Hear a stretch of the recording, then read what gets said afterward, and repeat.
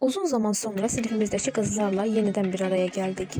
Hamımız illərin verdiyi dəyişikliklərlə gəlsək də, içimizdəki o eyni məktəb enerjisi yenə yerində idi. Aramızda püşk atdıq və bu dəfə qonaqlıq sırası Aysuna düşdü. Hamımız maraq içində idik. Görəsən bizə nələr hazırlayacaq? Evə girən kimi o tanış səs-küy, tanış zarafatlar, tanış gülüşlər sanki illər geri çəkildi və biz yenə də o məktəb dəhlizində idik. Və masa açığı gözlədiyimizdən də yaxşı idi. Yeməklər, süfrə, dostluq, enerjimiz, hər şey əla bir günün resepti idi. Bəzən həyat bizi müxtəlif yollara aparır, amma belə günlər insana xatırladır ki, dostlar dəyişmir, sadəcə böyüyür. Bəs sizdə necədir? Sinif yoldaşlarınızla hələ də əlaqəniz varmı? Şərh bölməsində fikirlərinizi yazarsınız. Mənə çox maraqlıdır.